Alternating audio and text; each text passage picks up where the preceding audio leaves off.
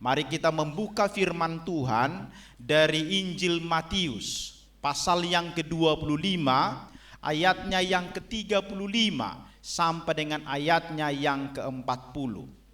Matius pasal 25 ayatnya yang ke-35 sampai dengan ayatnya yang ke-40. Mari kita baca secara bergantian. Saya akan membaca ayat 35, ibu-ibu membaca ayat yang ke-36. Kita bergantian sampai dengan ayatnya yang ke-40. Saya mulai ayat 35. Sebab ketika aku lapar, kamu memberi aku makan. Ketika aku haus, kamu memberi aku minum. Ketika aku seorang asing, kamu memberi aku tumpangan.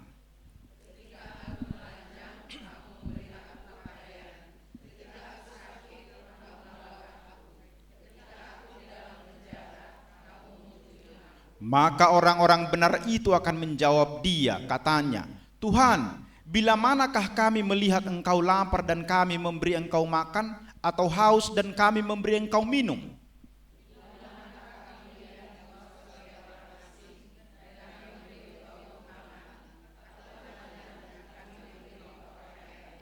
Bila manakah kami melihat engkau sakit atau dalam penjara dan kami mengunjungi engkau?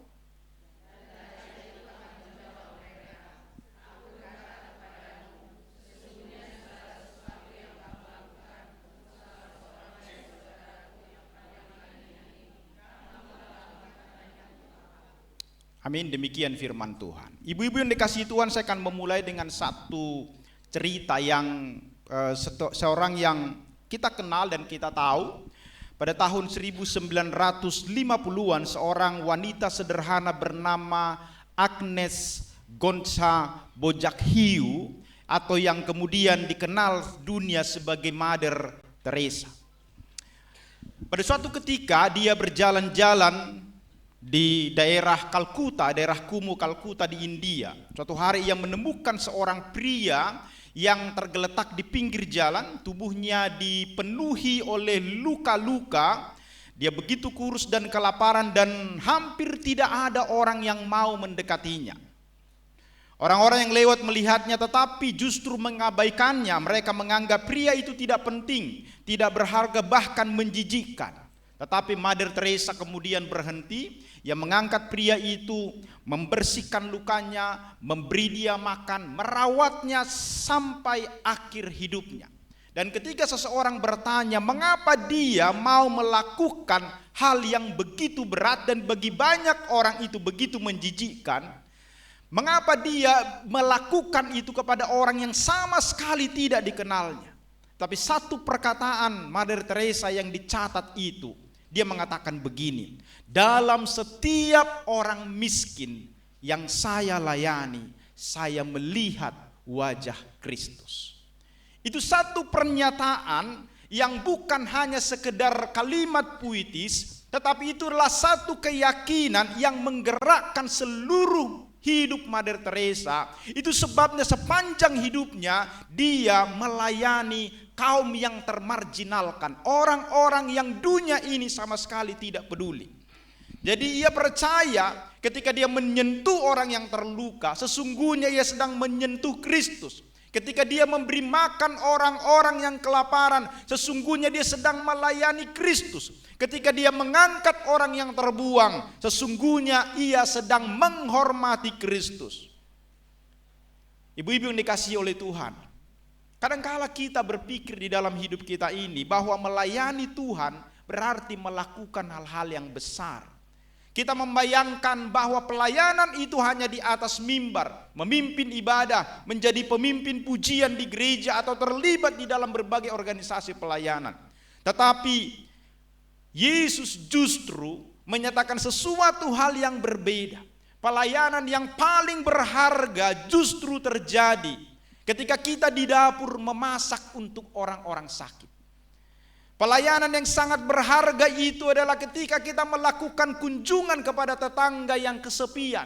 Dan pelayanan yang kita lakukan itu sama seperti melakukan pelayanan kepada Tuhan. Bagaimana kalau justru Tuhan berkata bahwa segelas air yang kita berikan kepada orang yang membutuhkan adalah persembahan yang diterima oleh Tuhan. Itulah yang sebenarnya sedang diajarkan oleh Matius pasal 25 ayat 35 sampai 40 ini. Sebelum kita lebih jauh membahas, kita mau melihat dulu apa yang menjadi latar belakang daripada perikop ini, supaya kita tidak salah mengerti apakah firman ini kemudian seolah-olah mengajarkan bahwa keselamatan itu lewat perbuatan baik, supaya kita jangan salah memahaminya. Matius 25 adalah bagian terakhir dari pengajaran Yesus menjelang penderitaan dan penyalipannya. Pasal 24 dan pasal 25 yang seringkali disebutkan sebagai khotbah di Bukit Zaitun adalah pengajaran Yesus mengenai kedatangannya kembali dan berbicara tentang akhir zaman. Dan di pasal 25 ada 3 bagian penting yang Yesus sampaikan di sana. Pertama itu perumpamaan tentang 10 gadis ayat 1 sampai dengan 13. Kemudian perumpamaan tentang talenta ayat 14 sampai dengan ayat yang ke-30. Dan penghakiman terakhir ayat 31 sampai dengan ayat 46. Dan teks kita yang kita baca hari ini di ayat 35 sampai 40 adalah merupakan bagian ketiga tentang penghakiman terakhir. Yesus menggambarkan dirinya sebagai raja yang datang dalam kemuliaannya dan semua bangsa dikumpulkannya di hadapannya. Kemudian dia memisahkan manusia seperti seorang gembala memisahkan domba dan kambing. Dan yang menarik di dalam ukuran yang dipakai oleh sang raja di situ, ia tidak bertanya berapa aktif kita melayani, tidak ditanya seperti itu. Berapa rajin kita hadir di gereja, berapa banyak ayat yang kau hafal, bukan itu yang ditanya oleh raja itu. Dan dia tidak bertanya berapa lama kita menjadi anggota gereja, tetapi pertanyaan yang muncul justru berkaitan dengan kasih. Kasih yang diwujudkan dalam tindakan nyata, bukan hanya sekedar di dalam perkataan. Yesus berkata, apakah engkau memberikan makan orang lapar? Apakah engkau memberi minum orang yang haus? Apakah engkau menerima orang asing? Apakah engkau mengunjungi orang sakit? Itu yang disebutkan di sana. Tetapi sekali lagi ingat bahwa teks ini bukan sedang berbicara bahwa keselamatan itu diperoleh dengan perbuatan baik. Bukan. Alkitab dengan tegas mengatakan bahwa keselamatan itu hanya lewat anugerah Allah melalui iman kita kepada Yesus Kristus. Namun Yesus sedang menunjukkan bahwa orang yang sungguh-sungguh telah diselamatkan, dia pasti akan memperlihatkan buah keselamatan itu melalui kasihnya kepada sesamanya. Itu yang mau Yesus nyatakan di situ. Karena kasih bukan menyebabkan keselamatan, tetapi itu bukti daripada orang sudah diselamatkan. Jadi kalau ada orang sudah diselamatkan tapi tidak menunjukkan kasihnya kepada orang lain, itu perlu dipertanyakan. Apakah Anda sudah sungguh-sungguh menerima keselamatan itu? Ibu-ibu yang dikasihi oleh Tuhan, di dalam zaman Yesus, orang lapar itu benar-benar menghadapi ancaman kematian. Jadi ketika disebutkan ada orang lapar, itu berarti dia sebenarnya sedang menunggu kematian. Karena tidak akan ada bantuan dari manapun. Tidak ada BPJS di situ. Tidak ada kartu Indonesia Sejahtera, ya kan, nggak ada di situ. Itu jelas sekali bahwa orang yang sedang kelaparan pasti akan mengalami kematian. Tidak akan ada yang peduli dengan itu. Tidak akan ada rumah sakit yang mudah dijangkau. Tidak ada jaminan kesehatan. Orang asing sering ditolak dan tidak memiliki perlindungan hukum yang memadai. Jadi ketika disebutkan di sana memberi makan orang lapar, menerima orang asing, atau mengunjungi orang sakit, itu adalah tindakan kasih yang sangat penting. Karena itu menyelamatkan hidup seseorang. Tetapi bagaimana dengan konteks di zaman kita sekarang? Mungkin tidak banyak orang yang di sekitar kita benar-benar kelaparan seperti zaman Yesus. Tetapi kebutuhan manusia tetap ada. Hanya bentuknya bisa berbeda. Mungkin ada orang-orang yang kelaparan, memang lapar tidak bisa makan. Tetapi secara umum di sekitar kita, hari ini kita bisa menemukan orang yang lapar akan perhatian. Orang yang haus akan penghiburan. Dan orang yang sakit karena merasa sendirian. Maka masih banyak orang-orang yang membutuhkan perhatian kita di zaman sekarang ini. Ada lansia yang ditinggalkan keluarganya. Ada orang-orang mungkin tetangga yang sedang menghadapi masalah rumah tangga. Anak-anak yang kehilangan arah karena kurang kasih sayang dari orang tuanya. Maka mereka lah yang sesungguhnya yang membutuhkan perhatian kasih hari ini. Karena kita tahu teknologi yang begitu luar biasa sekarang. Dunia yang semakin terhubung lewat teknologi. Tetapi banyak orang justru semakin kesepian. Hari Minggu yang lalu saya khotbah di siswa remaja berbicara tentang iman di era digital. Mereka semua bisa terhubung dengan teknologi, tetapi justru di zaman sekarang inilah orang-orang muda paling banyak merasa kesepian. Mereka kehilangan teman walaupun mereka asik di dalam layar handphonenya. Ibu-ibu yang dikasihi oleh Tuhan, Yesus mengajar bahwa gereja itu bukan hanya tempat untuk berkumpul, untuk beribadah. Tetapi gereja itu menjadi komunitas yang harus menghadirkan kasih Allah secara nyata. Gereja-gereja kita hari ini sibuk dengan berbagai macam kegiatan-kegiatan. Walaupun setiap tahun bisa ditetapkan tahun ini, tahun apalah tahun ini. Di gereja kita masing-masing ditetapkan. Tapi saya mau katakan nilainya nol sama sekali. Mungkin orang mengatakan bisa 10%, 20%. Tapi saya katakan tema itu hanya tema yang setiap tahun dibuat. Tapi tidak pernah diwujudkan. Apa yang terjadi dengan gereja-gereja kita? Gereja kita hanya menjadi tempat kumpulan untuk berkumpul beribadah. Saya di gereja, jadi saya tahu persis itu. Saya pun berusaha membuat gereja ini tidak hanya menjadi tempat kumpul untuk beribadah saja.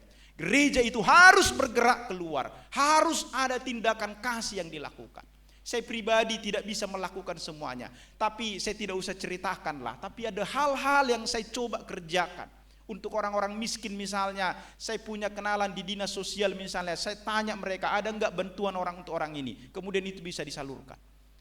Mungkin tidak banyak yang bisa kita lakukan, tetapi ada pekerjaan yang harus dilakukan oleh anak-anak Tuhan. Tidak hanya sekedar kumpul mendengarkan khotbah bernyanyi. Gereja kita hari ini, kalau saya mengatakan gagal di dalam pelayanan kasih. Ada 3 tugas panggilan gereja, marturia, diakonia, koinonia. Yang paling banyak dilakukan apa? Koinonia, berkumpul terus kita. Tetapi tidak ada melakukan aksi nyata. Kita sibuk dengan pelayanan di gereja dengan passion show. Apalagi yang dilakukan di gereja kita hari ini, kegiatan-kegiatan yang gak ada hubungan dengan hal rohani. Kita harus malu akan hal itu. Gereja tidak boleh hanya mengerjakan yang seperti itu. Kita harus berubah. Amin. Saya tahu ini tidak mudah dan banyak orang tidak senang kalau saya mengatakan ini. Tetapi itulah kenyataan gereja hari ini. Karena itu, bagi kita kaum ibu, panggilan untuk menyatakan kasih sebagai perpanjangan tangan itu adalah panggilan yang sangat istimewa. Karena hati ibu itu agak berbeda dengan hati bapak. Ya kan? Hati ibu itu seringkali itu bisa menjadi saluran kasih Tuhan yang pertama kali dirasakan oleh banyak orang. Melalui tangan seorang ibu, seseorang bisa merasakan perhatian. Lewat perkataan seorang ibu, seseorang bisa mendapatkan penghiburan. Bahkan melalui doa seorang ibu, seseorang bisa memperoleh kekuatan. Dan kepedulian seorang ibu, seseorang bisa melihat kasih Kristus. Oleh karena itu, tema hari ini saya harap tidak menjadi slogan saja. Menjadi tema yang kita bahas hari ini, setelah kita pulang dari pintu lupa semua. Saya harap tidak seperti itu. Ini menjadi panggilan hidup daripada setiap orang percaya. Memang Tuhan tidak meminta kita untuk melakukan semuanya, tetapi Tuhan memanggil kita untuk melakukan sesuatu bagi seseorang. Siapa itu? Kita sendiri tahu siapa orang-orang di sekitar kita yang membutuhkan kasih itu. Maka apa yang pertama yang bisa kita lihat dari perikop yang sudah kita baca tadi? Yang pertama adalah teks ini mengajak kita melihat dengan mata Kristus. Ayat yang ke-35. Ketika aku lapar, kamu memberi aku makan. Ketika aku haus, kamu memberi aku minum. Ibu-ibu yang dikasihi oleh Tuhan, sebelum seseorang dapat menjadi tangan Tuhan bagi sesamanya, ia harus terlebih dahulu memiliki mata yang melihat seperti Kristus melihat. Itu yang pertama. Karena tidak mungkin seseorang bisa menolong kebutuhan yang tidak bisa dilihatnya. Harus kita lihat dulu. Karena tidak mungkin kita mengasihi orang yang tidak kita perhatikan. Oleh sebab itu, pelayanan itu selalu dimulai dari sebuah hati yang peka atau mata yang terbuka untuk melihat.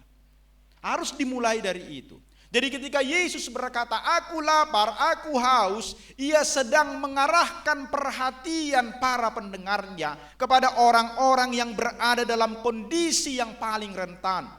Karena di dalam masyarakat Yahudi abad pertama, lapar dan haus bukan hanya sekedar ketidaknyamanan yang sementara seperti yang kita alami sekarang. Misalnya terlambat makan, bukan hanya sekedar itu. Tetapi lapar bisa berarti tidak ada makanan untuk hari ini. Seperti yang saya katakan tadi, berarti kematian sedang menunggu dia.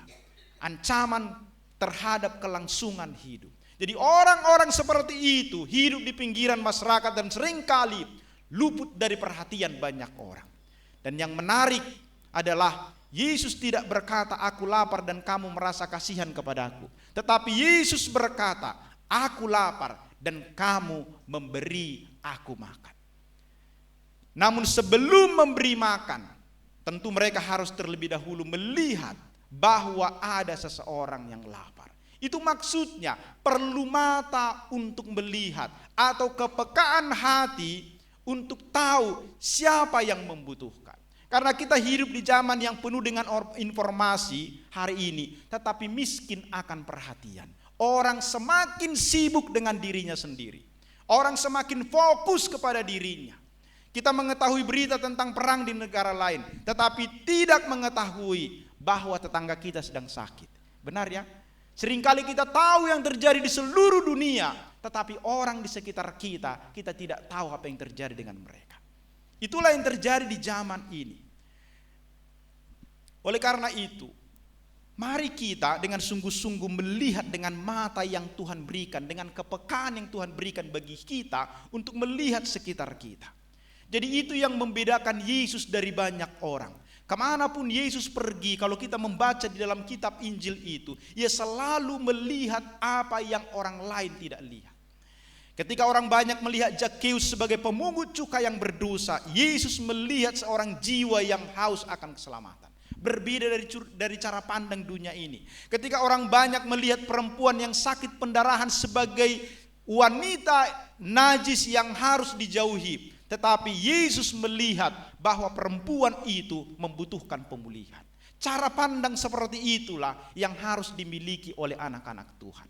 Dan ketika murid-murid melihat anak-anak sebagai gangguan pelayanan, tapi Yesus melihat bahwa mereka itu adalah warga kerajaan sorga. Cara memandang itu adalah cara memandang yang berbeda. Dan kalau misalnya kita melihat bagaimana ketika orang banyak melihat orang buta sebagai pengemis, Yesus melihat seorang manusia yang membutuhkan belas kasihan. Mata Kristus selalu melihat lebih dalam daripada apa yang dilihat dunia hari ini.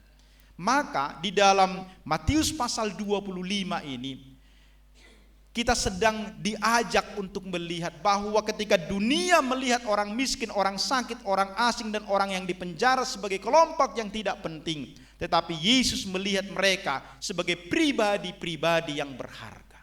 Pribadi-pribadi yang harus dikasihi. Bahkan lebih daripada itu, Yesus berkata bahwa apa yang dilakukan kepada mereka, dianggap melakukan kepada dirinya sendiri. Inilah satu pernyataan daripada teks ini yang harus kita lihat dan harus kita pikirkan.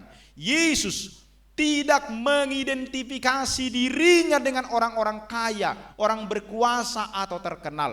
Tetapi Yesus mengidentifikasi atau menyamakan dirinya dengan orang yang kecil, orang yang lemah, orang yang terabaikan.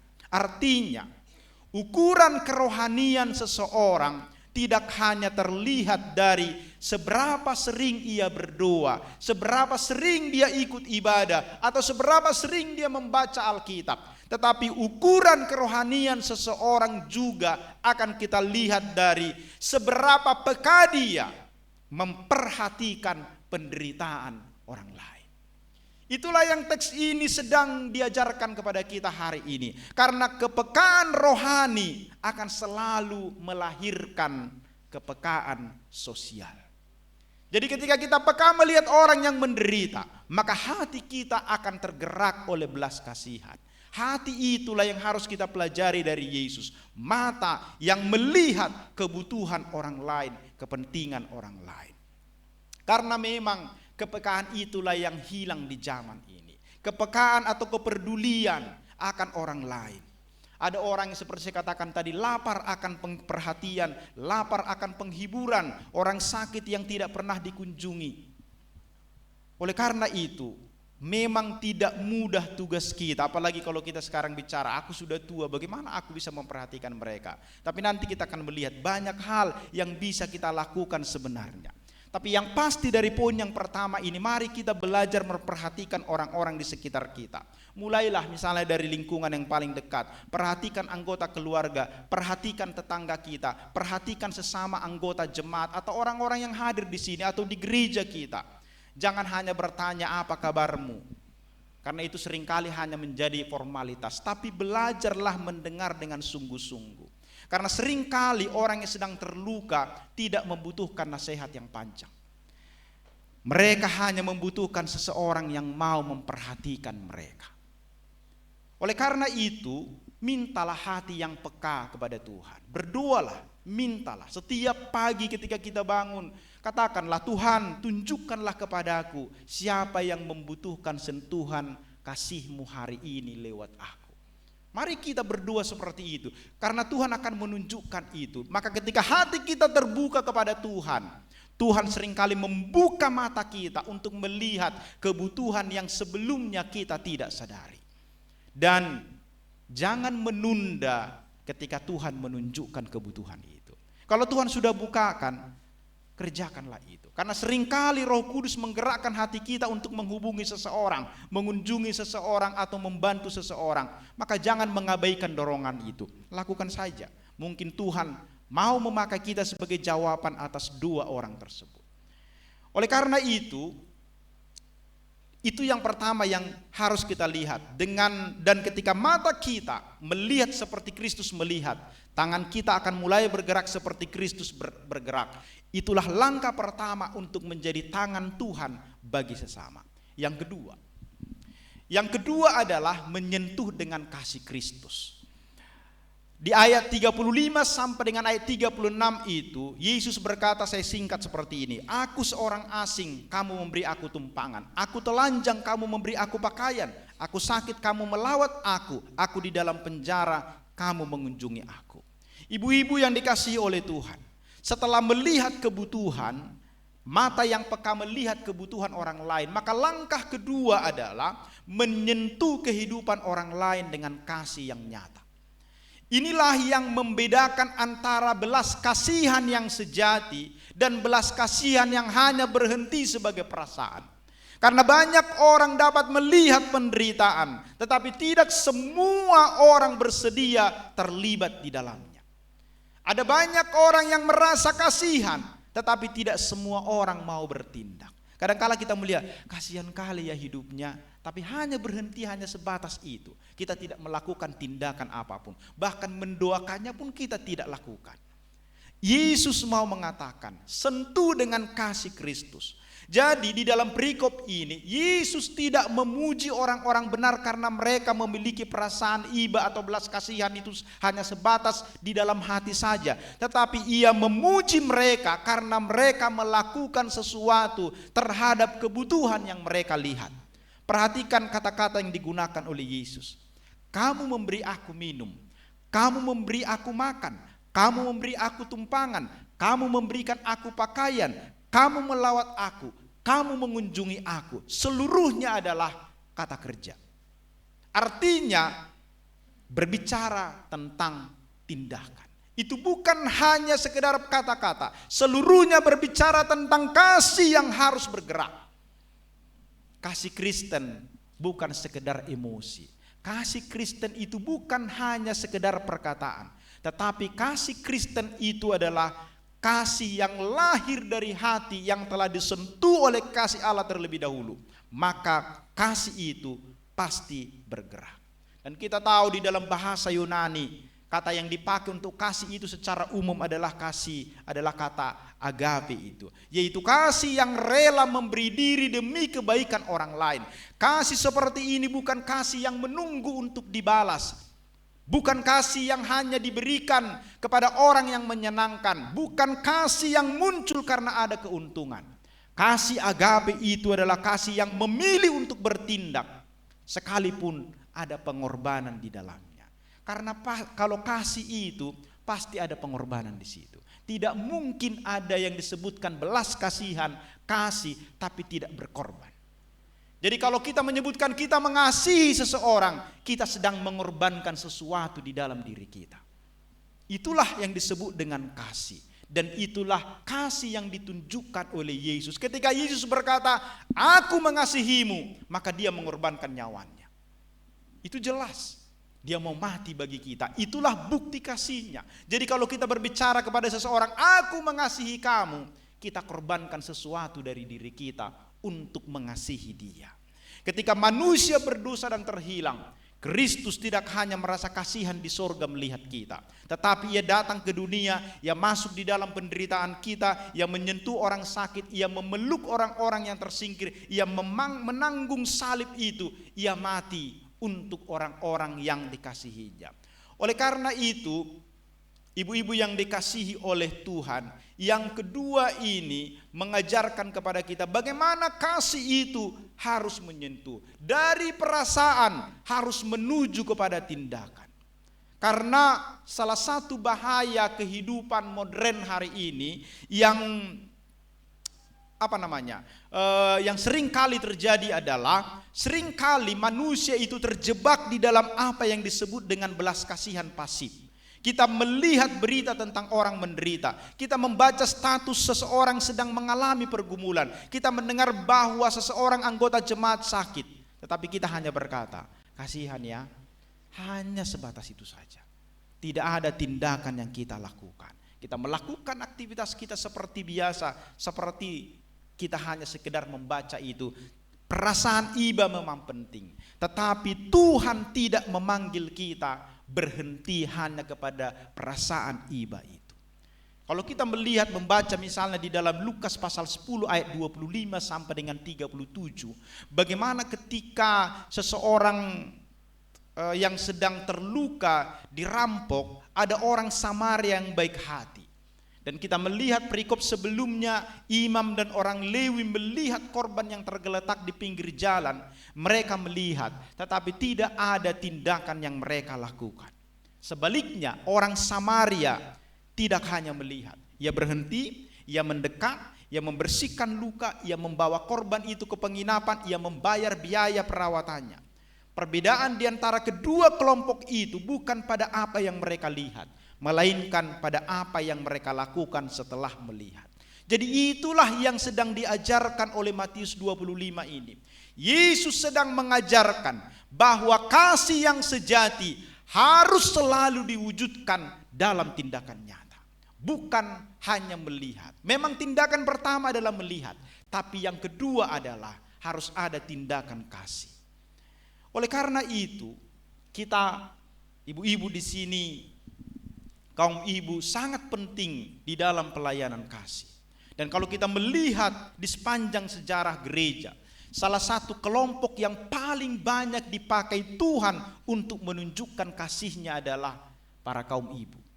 Seringkali pelayanan yang paling berdampak itu justru bukan pelayanan yang terlihat di atas panggung lewat khotbah seperti ini, tetapi pelayanan yang dilakukan dengan diam-diam. Misalnya ketika seperti saya katakan di awal tadi, seorang ibu memasak makanan bagi tetangga yang sakit misalnya. Seorang ibu mengunjungi anggota jemaat yang sedang berduka. Seorang ibu mengumpulkan bantuan bagi keluarga yang sedang kesulitan. Itu jauh lebih berharga di mata Tuhan daripada khotbah di atas mimbar seperti ini. Karena itu, dunia mungkin tidak melihat apa yang kita kerjakan, tetapi kerajaan Allah seringkali dibangun melalui tindakan-tindakan sederhana seperti itu. Bahkan seringkali kasih seorang ibu menjadi cara pertama bagaimana seseorang mengalami kasih Tuhan. Itu sebabnya bagi kita seorang ibu, mari kita tidak berhenti hanya lewat perasaan iba, tapi ada tindakan yang kita lakukan. Paling tidak kita bisa berdoa untuk mereka yang membutuhkan.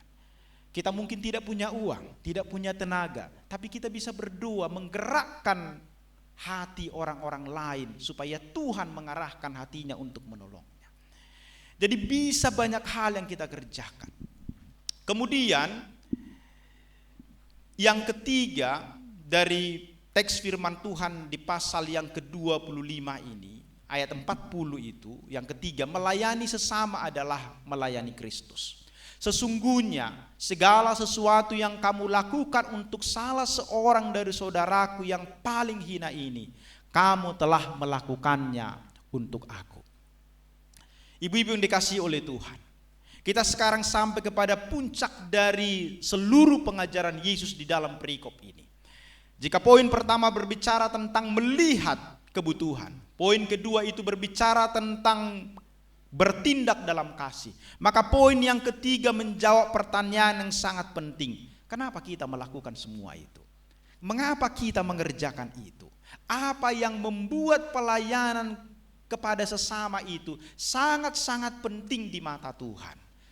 Ayat 40 itulah yang menjadi jawabannya. Sesungguhnya segala sesuatu yang kamu lakukan untuk salah seorang dari saudaraku yang paling hina, kamu telah melakukannya untuk aku. Inilah yang menjadi puncaknya. Jadi kalimat ini merupakan salah satu pernyataan yang sangat luar biasa di dalam Injil. Yesus tidak berkata, aku memperhatikan apa yang kamu lakukan kepada mereka. Yesus tidak mengatakan seperti itu. Yesus juga tidak berkata, aku menghargai apa yang kamu lakukan kepada mereka. Yesus tidak berkata seperti itu. Tetapi Yesus berkata, kamu telah melakukannya untuk aku. Itu yang Yesus katakan. Dengan kata lain, sesungguhnya Kristus mengidentifikasi atau menyamakan dirinya dengan orang-orang yang membutuhkan pertolongan. Jadi ketika kita memberikan makan orang yang lapar, Kristus berkata, engkau melakukannya untuk aku. Ketika kita mengunjungi orang sakit, Kristus berkata, engkau melakukannya untuk aku. Maka kalau kita mengunjungi orang sakit, sesungguhnya kita tidak sadar bahwa kita sedang melakukannya untuk Kristus. Itulah yang mau Yesus katakan di sini. Jadi ketika kita menghibur orang yang berduka, Kristus sedang berkata kepada kita, engkau melakukannya untuk aku. Ketika kita memperhatikan mereka yang terabaikan, Kristus berkata, engkau melakukannya untukku. Inilah satu kebenaran yang mengubah cara pandang kita ketika kita melakukan tindakan kasih itu. Bahwa segala sesuatu yang kita kerjakan melalui kasih kepada orang lain, itu adalah melakukannya untuk Tuhan. Dan kalau kita perhatikan ayat 37 sampai 39 itu, kejutan bagi orang-orang benar di situ. Perhatikanlah respon daripada orang benar di ayat 37-39. Mereka bertanya, Tuhan, bila manakah kami melihat engkau lapar dan memberi engkau makan? Mereka benar-benar terkejut. Mengapa? Karena mereka tidak pernah merasa sedang melakukan sesuatu yang luar biasa. Tindakan itu adalah tindakan kecil menurut mereka. Mereka tidak pernah berpikir hari ini saya sedang melayani Tuhan. Mereka hanya menjalani hidup yang dipenuhi kasih. Mereka melihat kebutuhan orang lain lalu mereka menolong. Mereka melihat penderitaan lalu peduli. Mereka melihat orang yang kesepian lalu mereka mendekat. Kasih telah menjadi karakter hidup mereka. Dan mereka melayani bukan supaya mereka dipuji. Mereka melayani bukan untuk mendapatkan penghargaan dari orang-orang yang dilayani seperti yang sekarang kan. Ketika melakukan pelayanan maka itu dipoto, disorot. Dibuat menjadi konten supaya orang kemudian melihat bahwa mereka orang baik. Tidak perlu itu dilakukan. Tidak perlu kita mempertontonkan itu kepada dunia karena kita sedang berurusan dengan Tuhan. Itu yang mau dikatakan di sini. Bolehlah kalau kita butuhkan, kita sedang mengunjungi seseorang untuk menginformasikan kegiatan pelayanan kita. Tetapi motivasinya di situ bukanlah untuk supaya kita dipuji oleh orang. Mau ada yang like, komentar itu nggak ada di media sosial kita, nggak usah pedulikan itu. Motivasi kita harus jelas di situ bahwa kita mengerjakan itu karena memang karakter kita sudah dipenuhi kasih Kristus. Maka itu yang mendorong kita melakukan itu. Jadi hati yang sudah diubahkan oleh belas kasihan Tuhan tidak akan peduli tanggapan orang lain terhadap apa yang dikerjakan. Jadi disitulah letak keindahan pelayanan Kristen itu. Karena pelayanan yang paling berharga di hadapan Tuhan seringkali adalah pelayanan yang dilakukan tanpa mencari pengakuan dari manusia. Itulah pelayanan yang paling berharga di hadapan Tuhan. Dan kalau kita perhatikan, frasa yang digunakan Yesus di situ berikutnya adalah yang paling hina menjadi yang paling berharga. Yesus mengatakan, saudaraku yang paling hina. Saya membaca di dalam bahasa aslinya itu, kata saudaraku itu, Yesus mau mengatakan saudara kandung. Kata itu yang dipakai di situ. Artinya itu adalah melakukannya untuk Yesus. Jadi Yesus mengatakan saudaraku yang paling hina itu adalah saudara kandungku atau aku sendiri itu. Yang paling kecil, yang paling rendah, yang paling tidak diperhitungkan, yang paling tidak penting menurut ukuran dunia. Karena memang seringkali dunia memiliki ukuran tersendiri tentang siapa yang dianggap penting. Kita seringkali menganggap yang kaya itulah yang penting. Yang berpengaruh itulah yang penting, yang terkenal itulah yang paling penting, yang memiliki jabatanlah yang paling penting. Tetapi justru Yesus di sini menunjukkan kepada mereka yang sering dilupakan, mereka yang tidak memiliki kekuatan, yang tidak memiliki suara, yang tidak diperhatikan. Dan Yesus berkata, mereka adalah saudara kandungku. Ibu-ibu yang dikasihi oleh Tuhan, betapa berbeda cara pandang Kristus dengan cara pandang dunia ini memandang. Maka apa alasan bagi kita untuk melakukan pelayanan itu? Sekali lagi, kita sedang mengerjakannya untuk Tuhan. Jadi tidak perlu dunia ini mencatat, Tuhan mencatat itu semua. Apa yang kita kerjakan, uluran tangan kasih kita kepada orang-orang yang membutuhkan belas kasihan, kita sesungguhnya sedang mengerjakannya untuk Tuhan. Oleh karena itu, dunia yang hari ini seringkali ketika melakukan sesuatu, seringkali kita bertanya, apa manfaatnya bagi saya? Apa keuntungannya bagi saya? Bukankah waktu akan terbuang ketika memikirkan orang-orang seperti itu?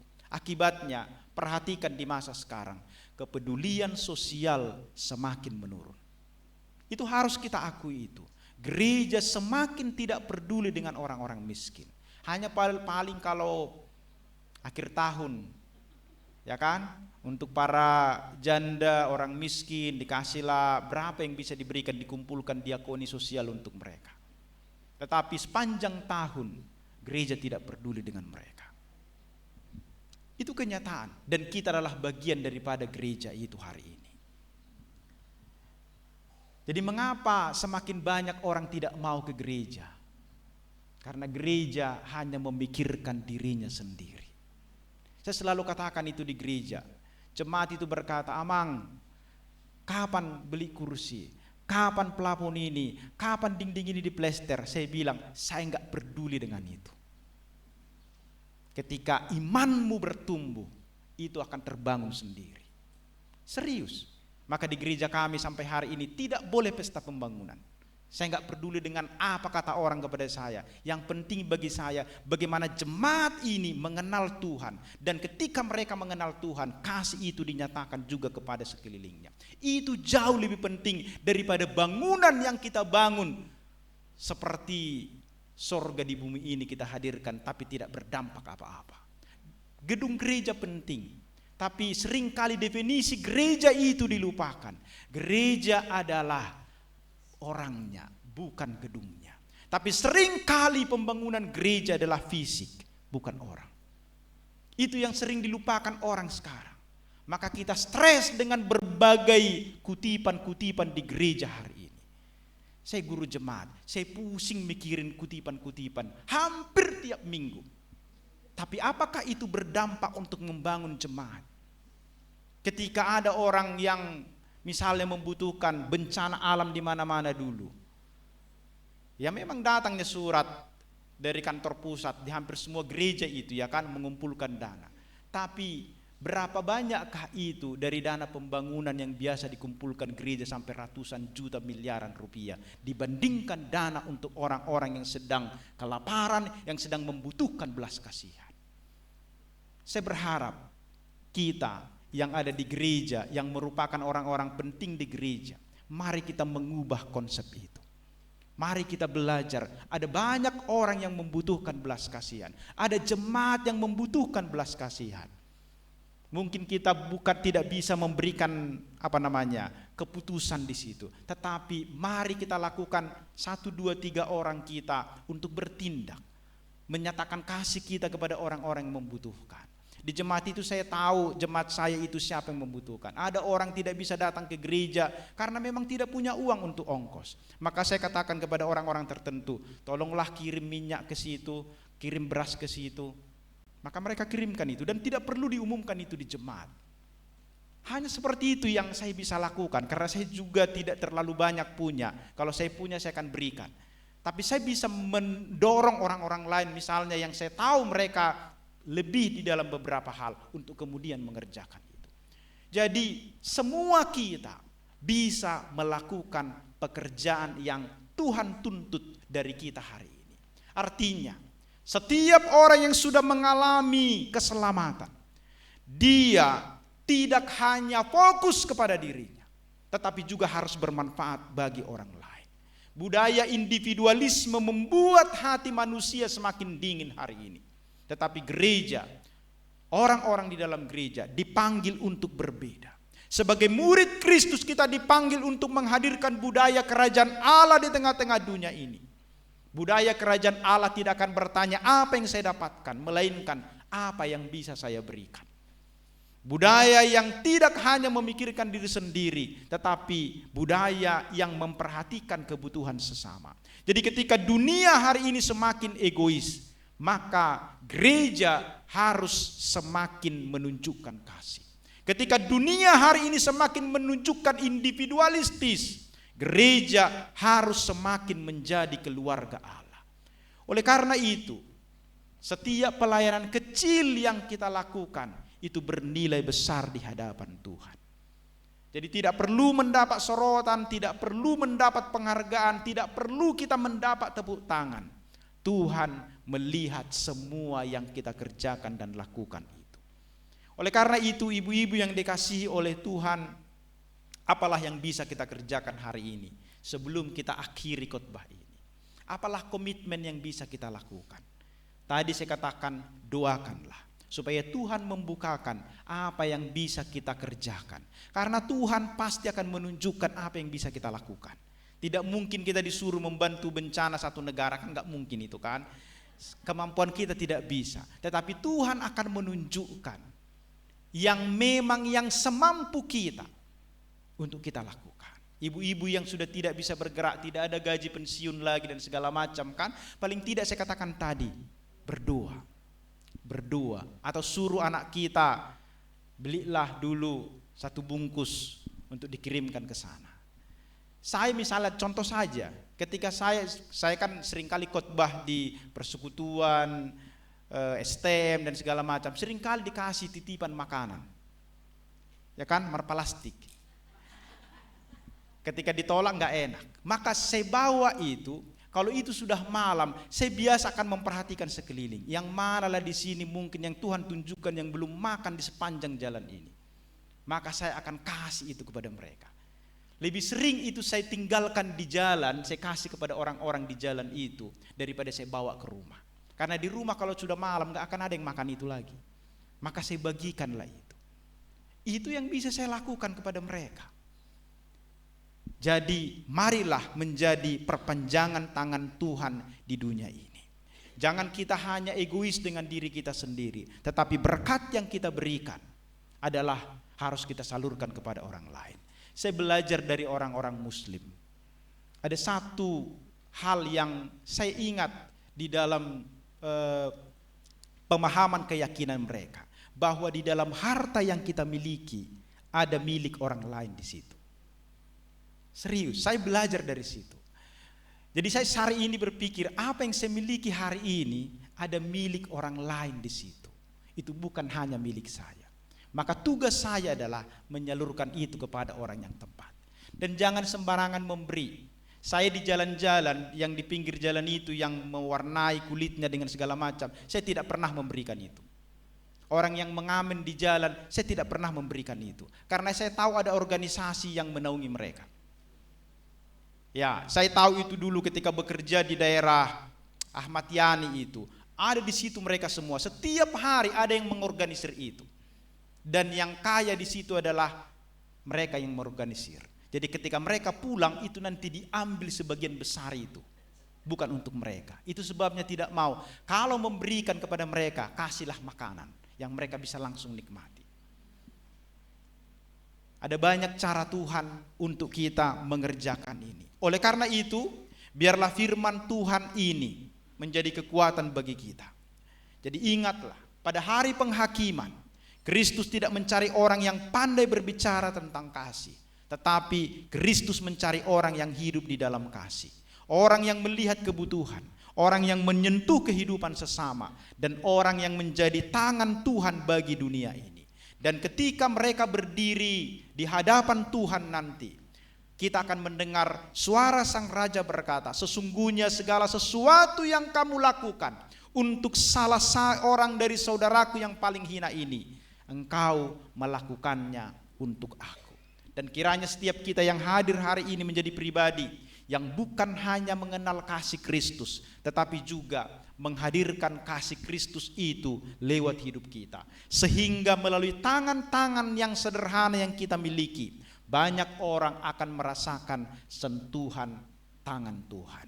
Amin. Mari kita berdoa. Tuhan, terima kasih